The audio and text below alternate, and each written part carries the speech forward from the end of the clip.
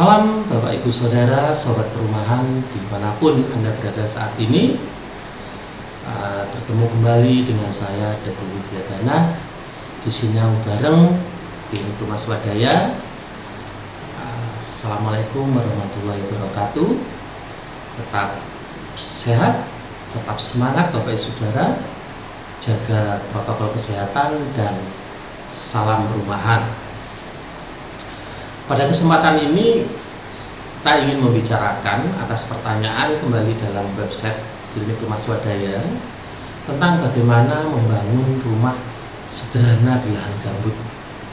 Ini bagi saya pribadi sangat menarik, merefresh saya kembali ke masa lalu karena saya pernah tinggal di sekitar lahan gambut di Kalimantan sana, dan ini sangat-sangat menarik bagi saya. Setelah sekian lama cukup untuk mengobati rasa rindu. Bagaimana membangun rumah sederhana di lahan gambut? Nanti kita akan membicarakan tersebut. Ini ada pertanyaan dari saudara kita, dari Sobat Abdurrahman ST. Demikian pertanyaannya. Jenis konstruksi yang tepat untuk membangun rumah sederhana di atas lahan gambut. Rumah sederhana juga perlu hal yang spesifik sebenarnya dari pertanyaan ini. Atau lahan gambut yang ada di sana juga kita perlu spesifik. Tapi karena pertanyaan beliau hanya seperti itu, maka beberapa hal kita akan membahasnya dulu. Pertama, lahan gambut sendiri. Satu hal yang penting dalam membangun rumah sebelum bangunan adalah daya dukung tanah. Daya dukung tanah ini ya tergantung dari jenis tanah yang akan ditempati. Daya dukung tanah ini sangat mempengaruhi terhadap kestabilan tanah untuk mendukung bangunan yang ada di atasnya. Sedangkan lahan gambut adalah tanah yang kurang stabil sebenarnya, yang tidak mempunyai daya dukung yang memadai. Jadinya ya kita harus menggunakan set friction atau tahanan samping. Tapi kita juga perlu tahu sampai sejauh mana kedalaman tanah gambut tersebut. Ada beberapa hal yang bisa dilakukan untuk membangun gedung atau bangunan di atas lahan gambut. Tapi kita juga perlu tahu lahan gambut ini secara spesifik. Misalnya dengan stabilkan tanah. Menstabilkan tanah itu memberi campuran kepada tanah, atau sering orang menyebutnya soil semen atau material padat lainnya, pasir lainnya. Ini dengan catatan lahan gambutnya atau tanah gambutnya tidak terlalu dalam. Bila ini terlalu dalam, di atas 30 cm, di atas 50 cm gitu, hal ini akan sulit dilakukan atau biayanya terlalu besar. Kemudian dengan pondasi, bisa tiang pancang dan lain-lainnya. Ini hal yang paling sering dilakukan dalam mendirikan bangunan di atas tanah gambut dengan menggunakan tiang pondasi. Bahannya bisa bermacam-macam Bapak Ibu Saudara. Bisa dari kayu, bisa dari besi, bisa dari beton dan lain sebagainya. Nah, tentunya yang dari beton, dari besi juga tidak mudah dilakukan, dan itu tidak bisa dilakukan dengan pembangunan rumah yang sederhana atau menggunakan pondasi sumuran. Bila lahan gambutnya tidak terlalu dalam, mungkin 2 meter, 3 meter lah, itu baru bisa dilakukan dengan sumuran. Bila terlalu dalam jarak lahan gambut sehingga tanah yang ada tidak mampu mendukung daripada bangunan di atasnya, maka harus dilakukan dengan upaya atau solusi lain. Nah, ini Bapak Ibu Saudara bisa saya jelaskan. Ini rumah atau bangunan di atas ini harus diteruskan beratnya itu kepada tanah keras, tanah yang mampu mendukung bangunan di atasnya. Nah, bila tidak bisa teruskan ini, maka beberapa hal yang terjadi tidak diinginkan akan terjadi bangunan di atasnya.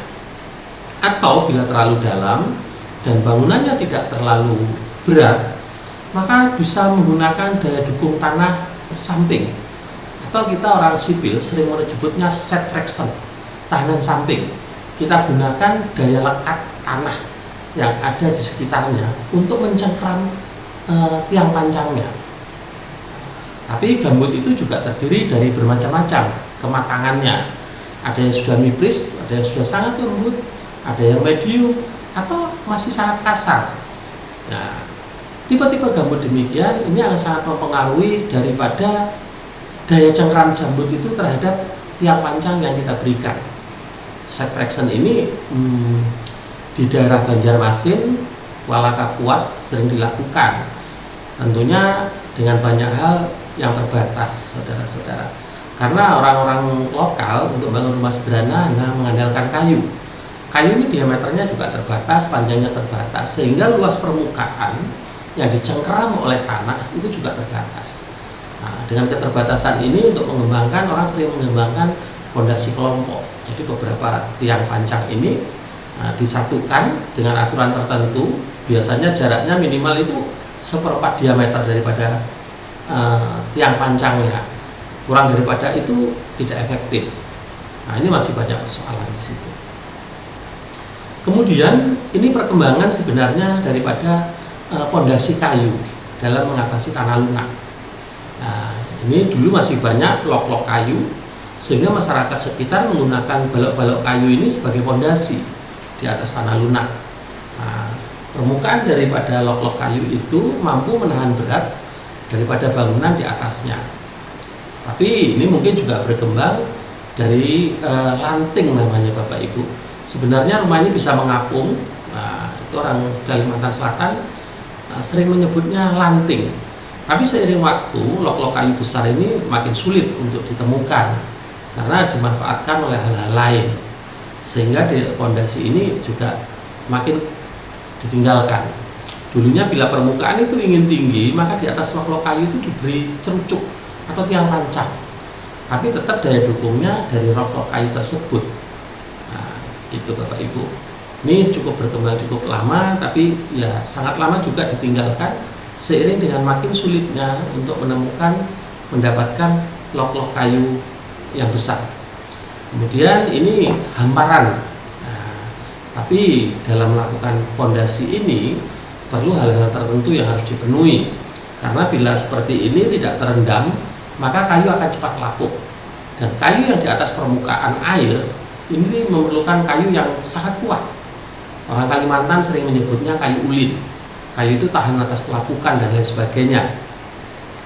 Nah, tepatnya sering berkembang seperti ini Bapak Ibu. Jadi ada air di atas ini. Nah, airnya kemudian ini hamparannya, kemudian diberi sepatu dan lain sebagainya, sehingga beban itu tetap diterima oleh hamparan kayu tadi itu.